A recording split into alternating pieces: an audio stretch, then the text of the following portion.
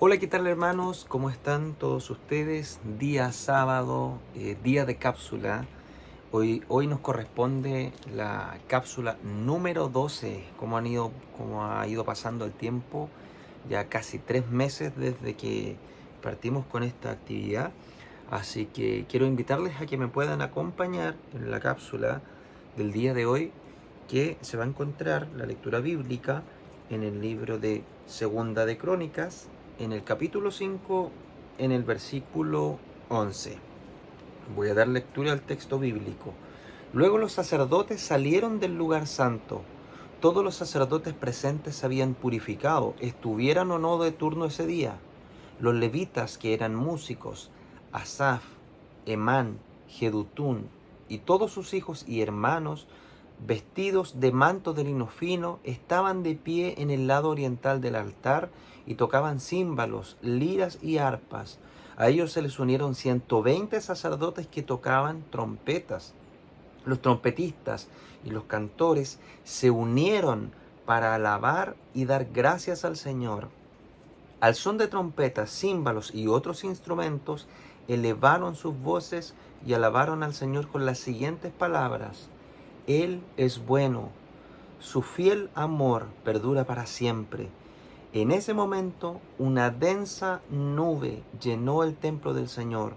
Los sacerdotes no pudieron seguir con la celebración a causa de la nube, porque la gloriosa presencia del Señor llenaba el templo de Dios. Vamos a orar. Señor, te doy gracias por esta oportunidad de compartir esta reflexión.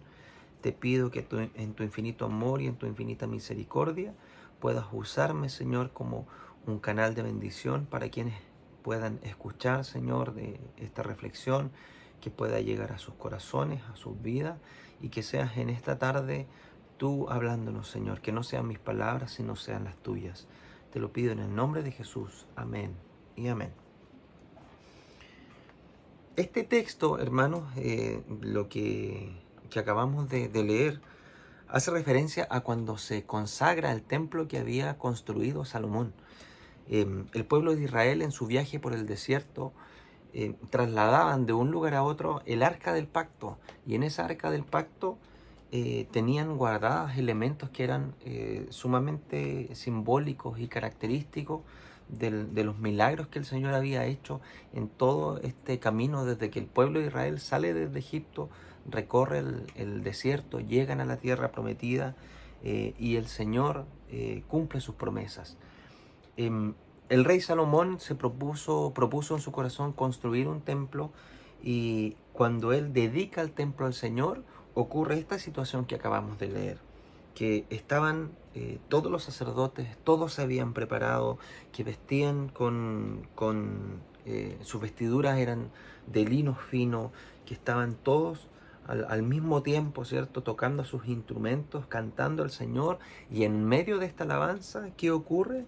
Que el Señor desciende con una forma de nube, con la presencia del Señor inundó el lugar santísimo, y era tal la presencia que todos tuvieron que salir de ese lugar debido a esta nube. ¿Qué podemos extraer de esta palabra? Que si bien hay cosas que fueron cambiadas por el Señor, como por ejemplo que la presencia de Él ya no está limitada a un templo, un lugar físico. A través de la muerte de Cristo, ahora cada uno de nosotros es el templo del Señor, y Él habita en cada uno de nuestros corazones. Pero aún así podemos obtener algunas enseñanzas, y quiero nombrar dos enseñanzas que podemos obtener a partir de este relato bíblico. La primera es que podamos observar precisamente cuál era la actitud, cuál era el ánimo que había en el pueblo, que estaban esperando que el Señor pudiera descender, y que eso nosotros lo podemos aplicar perfectamente a nuestras vidas y a nuestro tiempo. Leo nuevamente. Luego los sacerdotes salieron del lugar santo. Todos los sacerdotes presentes se habían purificado, estuvieran o no de turno ese día. Los levitas que eran músicos, vestidos de manto de lino fino, estaban de pie en el lado oriental del altar y tocaban címbalos, liras y arpas. Estaban todos preparados. Estaban preparados y decía que tuvieran o no tuvieran turnos, estaban todos ahí con su disposición listos para alabar. Y ciertamente esto debería ser una característica que nosotros como hijos de Dios deberíamos imitar. A veces damos por hecho el, el, valga la redundancia, damos por hecho el hecho de que ir a la iglesia se transforma en algo sumamente rutinario a veces para nuestra vida. Participamos del culto, vamos, escuchamos la alabanza, ¿cierto? Termina el culto, nos vamos a nuestro hogar, seguimos con nuestros quehaceres, nos conectamos a la hora del culto online, ¿cierto?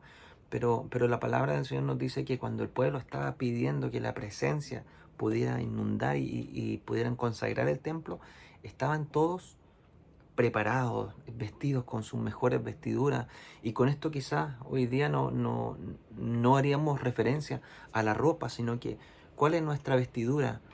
La palabra del Señor nos habla en el Nuevo Testamento a través de Pablo, que nos dice que vestidos con la armadura de Dios, y que puedan haber en nuestra vida aquellos frutos del Espíritu, que podamos ser mansos, que podamos ser humildes, ¿cierto? Que podamos tener una actitud de rectitud. ¿Y cuántos de nosotros quizás participamos de la actividad del culto del Señor sin tener esta preparación, sin tener esta vestidura en nuestras vidas? En que a veces dejamos que nuestro temperamento, que nuestro carácter, ¿cierto? Se salga de control. Predicaba nuestro hermano Alejandro un par de domingos atrás que nuestra actitud al conducir un vehículo a veces se desborda, ¿cierto? Y estas cosas hacen que vayamos perdiendo, ¿cierto? Esta preparación, que no necesariamente se debe limitar a lo que hacemos en el culto el domingo, sino que tiene que ser una preparación que sea constante y que se pueda añadir a nuestro estilo de vida, de poder vivir un estilo de vida de acuerdo a lo que Dios quiere para nosotros. Y en segundo lugar, estaban todos de acuerdo, todos cantando, todos preparados, ¿cierto? Para alabar al Señor. ¿Y qué es lo que decía esta alabanza? Él es bueno, su fiel amor perdura para siempre. ¿Cuál era la motivación por la cual el pueblo se reunió y se presentó en la consagración del templo? Declarar que Dios es bueno, que su amor perdura para siempre. Fíjese, no hay aquí una petición, Señor, de ayúdanos, llénanos, fortalécenos, prospéranos, haz crecer nuestro campo, nuestros sembradíos, haz que tengamos más animales, haznos ser más grandes para poder engrandecerte a ti. No, el pueblo en su alabanza, ¿qué decía? Él es bueno. Su fiel amor perdura para siempre. Y cuando ellos entonan esta alabanza, los 120 sacerdotes que tocaban trompeta, más los que estaban cantando, ¿cierto? Ellos entonan esta alabanza y dice, Él es bueno. En ese momento, la presencia del Señor descendió en el templo y era tal que ni siquiera pudieron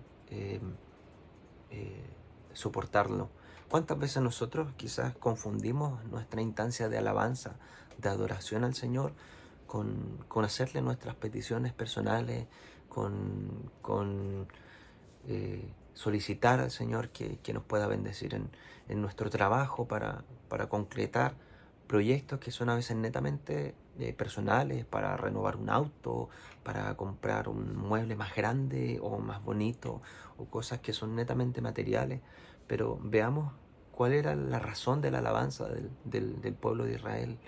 Decir que Dios es bueno y que Él ha sido fiel con nuestras vidas. El Señor nos hace un llamado a que podamos tomar, ¿cierto?, la enseñanza de esta historia, y que podamos reflexionar en que a veces nuestra alabanza es una alabanza un tanto egoísta, ensimismado en nosotros mismos, y que podamos volvernos a la alabanza original, que es reconocer lo bueno que ha sido Dios con nosotros. Aún en la prueba, aún en el sufrimiento, aún en la enfermedad, aún en el dolor, Dios es bueno con nosotros. Y Él ciertamente permite que podamos enfrentar a veces situaciones que son complejas, pero porque Él tiene un propósito con nosotros. Y a través de estas situaciones, Él nos hace aprender y nos hace comprender cosas que son incomprensibles en un determinado momento. Él nos hace vivir estas situaciones para que en el momento del Señor nosotros podamos tomar lecciones y quizás fortaleza de todas estas situaciones. Así que eso, quiero invitarle a que puedan tener una muy buena tarde y nos estaremos viendo en unas horitas más en la actividad que tenemos para el día de hoy, que si bien está lloviendo súper fuerte, esperamos que para esa horita el clima ya esté mucho mejor. Así que eso, hermano, saludos, bendiciones.